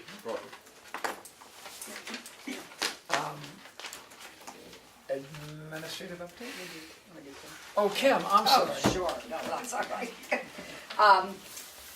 From what I understand, I was gonna mention there was a session next week in Wolfboro or Conway on election law changes, just for what it's worth. It's for selectmen or clerks or ballot clerks or for the elections, the primary and the general elections coming up. It's Tuesday the 14th and 2 different times and 2 different locations, but in our area. Also, I wanted to mention I have a proposal for shelving units for the vault here at the town office. And I know in 2017, we had, at our town meeting, voted in for the Tamworth Foundation's generous matching and other donations that came into that for the preservation of Tamworth's historical records. I was going to see about possibly meeting with, speaking with board members, meeting with their board. They had their annual meeting I was present for, but that wasn't the time to kind of bring into this proposal to see as far as that qualifying under the historical preservation of records and what the foundation may be able to consider, whether it's in full or partial to what is involved. So I'm hoping to get together with them at some point. The other thing, volume 6, the preservation of volume 6, I got a phone call Tuesday to say that it has been completed, it's being shipped to us. Unfortunately, I was trying to have it for Monday and tonight, but I didn't. But same idea as the volumes 3, 4, and 5 or 4, 5 under the Moose Plate grant, and the previous one that the foundation had paid for as well. And this volume, I would submit the invoice to the foundation for this particular volume. And just, I've read the proposal, but I don't have any background that you and Darlene worked out, but it looks to me like those volumes with this case could be climate controlled, humidity controlled, safely. I mean, exactly what I know that you've wanted for retention of the, Yep.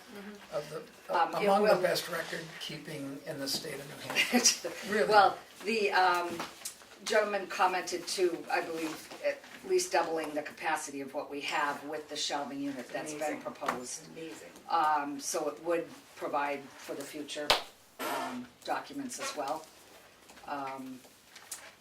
And the only other thing I was thinking, if this does come to terms here, the shelving that's in there, I'm not sure if when we get to that point we may want to see, I mean, I think some of it we could use in the basement. There may be file cabinets or some available that are still in very good shape. I don't know if other departments could use them for themselves, but just something to think about when we can figure the disbursement out maybe, or the foundation as far as what possibilities we have for funding. I don't know that if the funding isn't in full through the foundation, if that's something we would have to appropriate, if we figure if there's a difference, if that is put to the at town meeting as a warrant article or not, but just something to, as we progress to see what direction we have to go in. You say that this is volume 6. How many volumes do we have? Well, we had 72 or 78 books that David and I had gone through. I did get some shelving unit. I'm trying to think what month we went down. My son and I went down, gathered one April or something? that we are using with this in the proposal. We are able to use those, which that alone will be able to use for our books that we currently have. There are 2 more that would sit beside that as far as along that one wall. Is that the freebie from Exeter? Yeah. Way to go. Yeah. So that they did work into this for us, for the plan. Yeah. Did your husband transport that? No, my son and I did, actually. I recruited my son and treated him to lunch, so he came down. Thanks for doing that. And we did that, but anyway, yes, so just letting you know we're working on that and taking steps for that. I thought it was a very reasonable proposal for what it was and what it includes. They spoke of removing everything out of there, taking a few days to build it up. what we need, and then replacing, putting back in that. So it's all inclusive of that as well. So I thought it was very reasonable for what it was. So just not sure. Their length of time, what I would have to find out, depending on how this comes around, is how long the proposal price is good for that amount of time, if we do have to go to town meeting and ask for any monies from the taxpayers. But I'll keep you abreast of that as I move forward here. Thanks for doing it. I mean, that's good for the town. Dave? Can I make a couple of comments, as with my Tamworth Foundation hat on? So the money we raised is nowhere near sufficient to preserve all of the volumes that still need attention, right? But it can be used for shelving, which I understand the Moose Plate grants cannot. Correct. So we're happy to participate in that. When I looked at the proposal, which Kim shared with me, it looked like it was, all the shelving in that vault was entailed in here, which is not all historic town records. So I guess I would like to have a conversation with the select board about what percentage of the shelving applies to historic volumes as opposed to current work. And then figure out what percentages, because we could use the money that was raised a couple of years ago, but then we wouldn't have as nearly enough left for the historic records preservation, which might be harder to get someplace else. So I'm happy to have that conversation, but I need some estimate as to what percentage of the shelving falls under historic records preservation and what is just the rest of them. They're really great shelves. I mean, I love the proposal, and for the price, it's fantastic. But you guys need to think, what percentage of it do you think really applies? Right. But isn't most of what's stored in there, or downstairs, or in the planning board stuff, maps, aren't those in fact historical records? They're just not in a format that's easily. There's a lot of correspondence, there's a lot of paper, there's a lot of there are things that don't qualify. Correct. In my view, now, you guys get to have a different opinion, but in my view, not all of that is historic records. For instance, every approved plat at the planning board, would that qualify? We do have mapping shelves too. They're Just to let you know. They're not in the vault. They're in there. Right. Well, there's a lot of correspondence. There's a lot of stuff that I don't think you would. There's a lot of stuff I don't think you would actually store as historic records.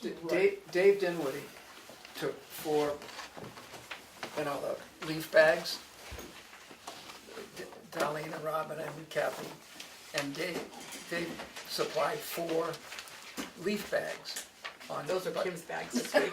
By Thursday morning, there's constant shredding in there and stuff, increasingly, especially over the last 2 years. It doesn't rest very long in there, if especially it's on the shredded list, and increasingly most things are. We're doing really good with the shredding, but I think probably like the property record cards and things like that, you're thinking probably are not historical. But we have books of minutes that we have to keep forever. It's not my responsibility, but I look at it and I just guess that there's stuff in there, printer paper, whatever, there's not really historic records. We'd be more than happy to meet with you on that. Conversation for sure. Listen. Yeah. And the records. Do you disagree? No, I fully agree that there's stuff in there that isn't historic records, that just Right, that doesn't need to be there, for sure. documents and papers that are going to be shredded Dave will take care of it. in 5 years, because that's the limit of their lifespan, and it's will be irrelevant to history at some point. So That's the stuff that I understand that you don't feel, and I agree, Right. that the There's a foundation little bit for sure. records preservation money shouldn't be shelved. Exactly, yeah. And I'll just have to apply for more Moose Plate grants, and then that way it'll cover the preservation of the books. I mean, not being in the safe myself, I don't know Certainly exactly can what it have- is, so I certainly can think have it's that between conversation. Kim and Darlene to figure out, okay, this is the percentage that is historic records, and this is just regular office stuff. So give me a percentage and we're happy to write the check for. 90%. No, I wasn't gonna agree. you said 90%. It's historic. Oh, this is historic, okay, I thought you were saying that was yours. No, 90% historic. You wanna finish that sentence? Yeah. So, like, Yeah. you have figured out. So We'll do that. work on it. Yep. And keeping in mind the record retention stuff, so anything Right. that's gotta be kept forever. is Right, historic. Right, there are a lot of Exactly. permanent records that Right. technically should be in there that aren't quite there yet. Right, so, So that's why we have It's not just. with the doubling of the percentage capacity, not, because you got other stuff downstairs to figure. put it in. Right, right.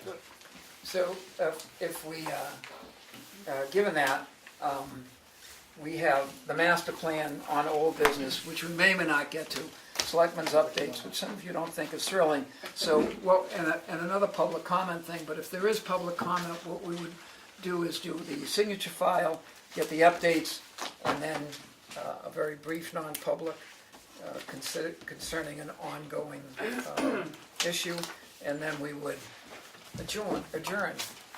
So with your forbearance, we'll do it that way. Sounds good to me. Thank you. We'll do That'll be that. my administrative thing. Right, it's administrative update. So, can we decide when we're gonna have the next work session? Is everybody available on the 16th Do we, or the 30th? what we got left is, we gotta do homework, number of things, and we've gotta do the master plan. Right now, do we need one?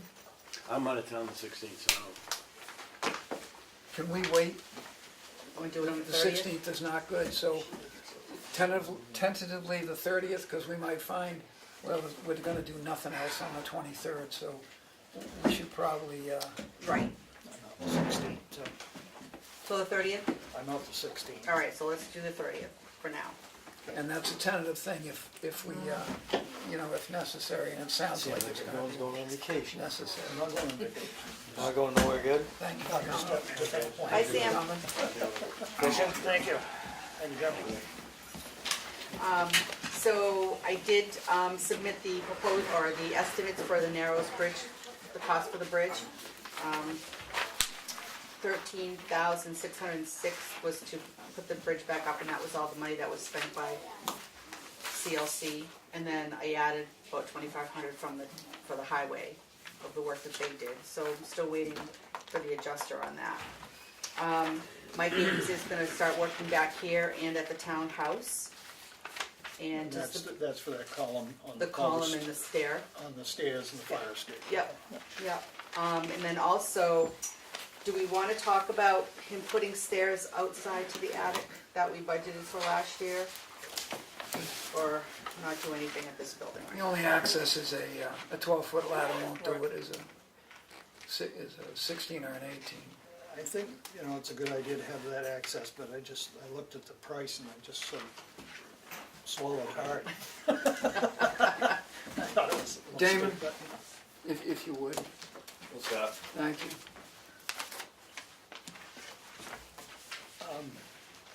And if you wanna Yeah, wait till the- the next meeting, we can talk about it again. Yeah, So I'd you hadn't I'd seen the like- proposal, The so. captain's last name I'd- is Bauman. Okay. I'd like to sit down and just do a That's fine. little So I'll have mental, it, financial thought on it, Yeah. because it just seemed that $5,644.58 was kind of expensive for a set of stairs up the back. okay, Well, It is expensive. it's a lot of stairs. yeah, And, well, because it can't go out to the parking lot, it's gonna do all kinds of weird things or whatever, so. Even still, But you can look at the estimate, you hadn't seen it before, I understand. yeah, so I'm just, Yeah, let's have that on the next. Yeah. And then Lakeside Security, I did have them come in and give me an estimate to, put some wiring down the front wall in our office, so that we can turn Robin around and work off that front wall near the closet, as opposed, so he's not, the back isn't facing the door. So if that's all right with everybody, I'd like to have that done as And would- well. so you'd leave that station sort of there as it is, or would you move that whole I'm gonna move the station whole over? station over. Not that, I'm gonna find something else, not that big tall thing, but, yeah. Yeah. Do we need a motion, to approve? Or just is the consensus of the board to have that work done? Yeah, to have the lines put in, yeah, I think it makes sense. to have- And that window is, you know, we've seen, I believe, a substantial improvement, increase in public service and over the last year and a half. And that window is great. You know, you're talking to a human being on both ends, and this would help prompt recognition. What does the board wanna do about, the bill for the barnstormers? No, they're left already. Oh, they left. Well, I don't think it's their problem. Yeah, I know, but they can at least get better. Well, I mean, the question They were is there. also, we're gonna have the floor refinish, and that's gonna be $700 and some dollar Yeah, it was pop. just about $8. Yeah, just about You know, 800. and they were billed $600, they felt they ought to pay $300, they paid $300. I'd say send them another bill. Yeah, I Say agree. balance due. Okay. And until they pay it, I'd say that they don't use the, What? Are we gonna allow them to do the same thing there, so our floors keep getting ruined, or? That's the next call. Well, I mean, that's where we get into getting the policy yeah, the policy. done. Yeah, I haven't gotten Get that back get from, that ironed out, and then we'll be in a better position to Yep. say. We'll have a little bit of leeway. Right. Want to make it $1.50 instead of $3. It really was. You know, they've been rehearsing in that building for time out of mind and paying for it when no other nonprofit had to. And I understand that they brought the wrong equipment, but that was used in the play, and they were frequently not with somebody with experience of, although they knew that, you know, some folks had rehearsed here before, so. You can send them another bill, you can settle it for $1.50 if you so choose. Looks like my Well, I brother mean, the took. question is, are they gonna offer to pay for the restoration of the floor, which is gonna be $790? I mean, you know, just have them in there. When my bills come in, I don't get to pay half. The When our consensus, bills come in, we don't get to pay the half. consensus of the board is $3. yeah. Thank you. I just want to let the board know that we will probably be sending out next week, beginning next week, to validate the exemptions for the 2019 revale. So those littles will start going out for the veterans, the elderly, all the exemptions and credits. Anyone that presently has them, Presently has you them. send out Right, every or 5 years not. they have to be, Okay, so they we're have on to the be 5-year. validated. Yeah, Okay. right, but we can start now. Right, It's well, I'm within that just, 5-year period, so Right. we'll get going on that, but those are ready to go out next week. And then I did get an email today from Eric Damon from North Conway Ambulance. They did receive our letter, and he will be responding to the letter, but he wants to know if you'd like to see him in person. Is he gonna be at the Freedom meeting that Steve's going to? Yes. I imagine he will be. I say we So wait till you come we'll back just- from the meeting and tell us if we need I'll to just see take him. his input. Yeah. Okay, so yeah. so I'll let him know, I'll say no for now. Well, I mean, it's the no for written- now, A but written response is always nice, Yep, no, he's gonna do that But as then well. have it Right, in here. exactly.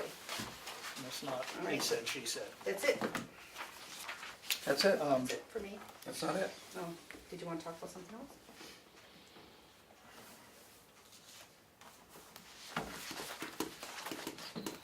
How about the signature file? Did you have a question, Lily?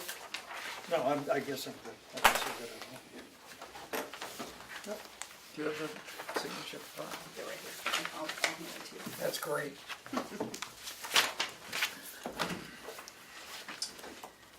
Work Thank you for session, coming. work session. Thank you. Oh, I didn't finish that. That's the Come minutes. back and sign it. Should be minutes. I got correction on that, but Oh, you do as well? Yeah. Okay. I think it's an important one, so. Minutes for the work session agenda, Tuesday, August 2nd, 2018, as amended by the town administrator. Motion to approve. Second. All those in favor? Aye. Opposed? Passed. That one's good. Non-public. Minutes of the non-public,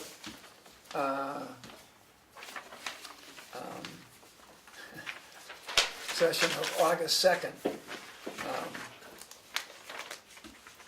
Minutes were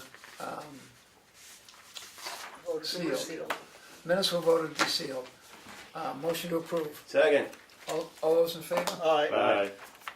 Passed. Minutes of July 26, 2018. Motion to approve. Second.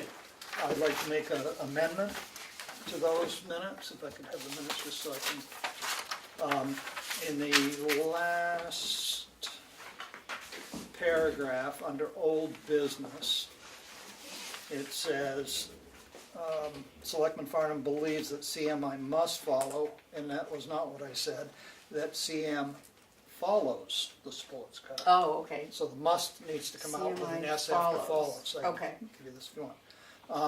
And then the last thing was the motion made by Mason, seconded by Chairman Gray, and passed unanimously. You see what I wrote? You just said it was seconded by Gray. Okay. No vote. No vote. So those are the only All right, two yeah. that I had on that. Can I? Yeah. Oh, the vote for the. To send the letter. So, Yeah.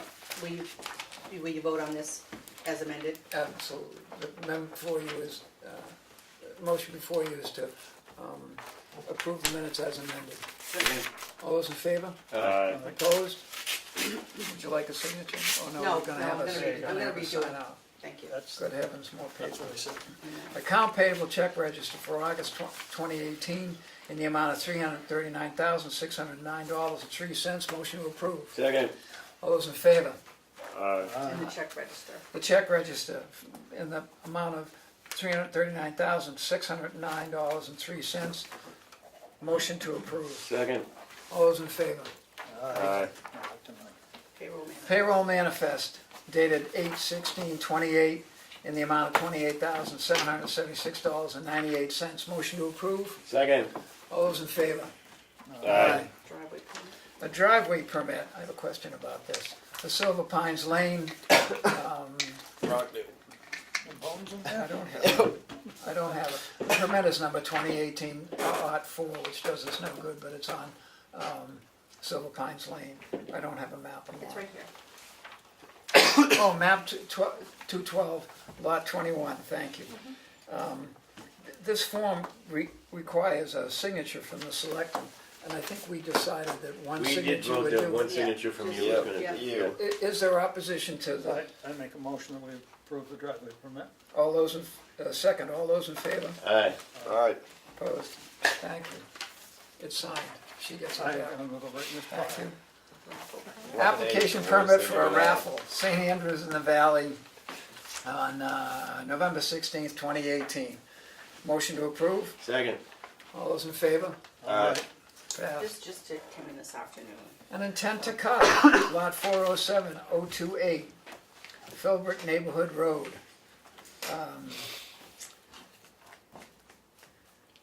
Motion to approve. Second. All those in favor? I haven't looked at it yet, so I don't No, know. you Right. can, no, Take it your just time. came in. Yeah, I know, that's why I don't wanna vote on it yet. That's good. I haven't looked at it. You got the rest of the meeting, which is about 9 nanoseconds. And these No, are you the, don't. these are the letters that were requested from Pine Tree Power. Right. Two letters requested, one to Chuck Morris, President of the Senate, and the Speaker of the House, in concerning Pine Tree Power, biomass power. Motion to sign and mail. Second. He wants me to hand deliver those on Monday, Would you like me to hand deliver those on Monday? if you'd like to. Okay. If you want, just leave You them can, there.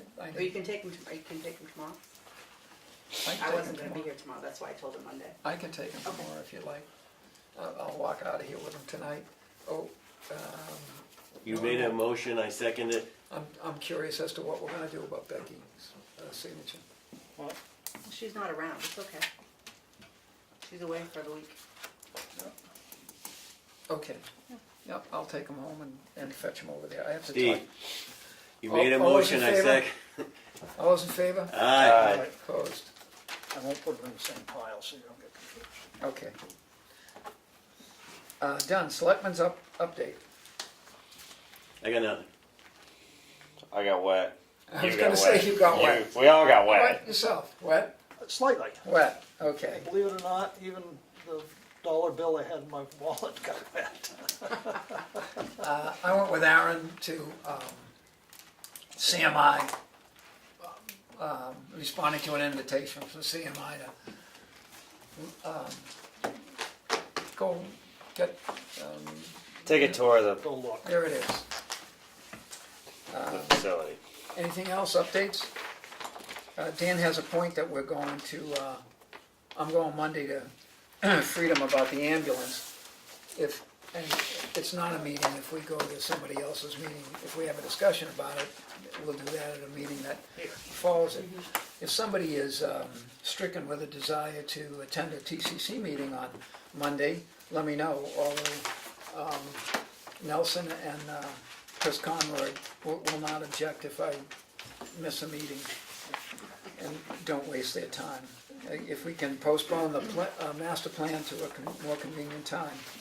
That, 30th. the meeting is that Monday, the 13th? Yes, for freedom? Yeah. Yeah. It's Monday the I 13th. have a library one, but I might Yes, you do. blow off the Yeah. library one to go to the ambulance one, because I think it's gonna be a little more important down the road. Right. Mm. I'm not What time does gonna, that start? 6? 6, 7? It doesn't say. Doesn't say. I think it's 7. You just shoot me a text on that. I will. Yeah, if you could let me know if you know what to do. it's worth going. I think it's gonna be an issue. There's Lakes Region Planning Commission on the 16th from 9 to 11, plus free coffee. Has a roundtable discussion on e-waste, electronic waste, which Tamworth does better on than most area transfer stations, because Glenn separated that from the waste management contract and does it with that North whatever, and they charge us the same deal, but much less per pound than was in the contract. And to get out of it, he extended the waste management contract for a year, which turned out to be a pretty good idea too. So to do that, we're supposed to, Glenn says he's not going, he doesn't know if Rick's going. I don't know if Rick's going either. And I'm out of my league, but I think I'm gonna go to that because it's, it's pretty interesting, and I worry about what trash is gonna cost us A lot of coming that's out. worth money. We were supposed to call today, but if anybody's interested, I got a phone number and I'll get it to you. Oh, trust me, I got all kinds of it. The election training that Kim said, we can just go without Darlene, you can pick it. Question for the rest of the board, did everybody else get a package in the mail today? Yes, I did. I didn't check. Yes.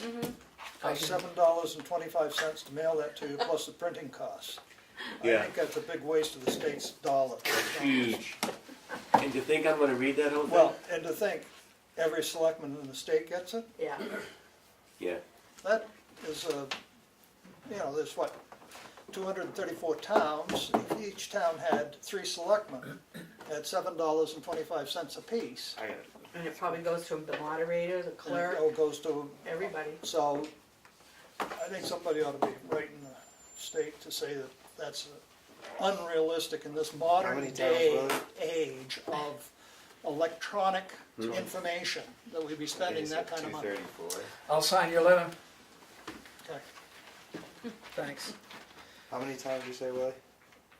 There's 234 towns, so if they each had 3 But members. they sent it to the clerk too. Oh, I'm sure they sent me. How many of those So I'm do you gonna say have? 5. Is this the first one you've seen? That's the first one I There's got. I 725. think I got 3 of these at home. Yeah, I didn't get Get one them last a year.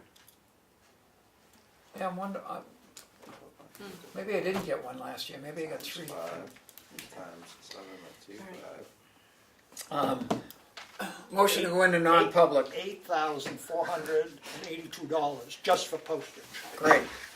Motion, Yeah, that's not, yeah, just postage. Poirier seconds that.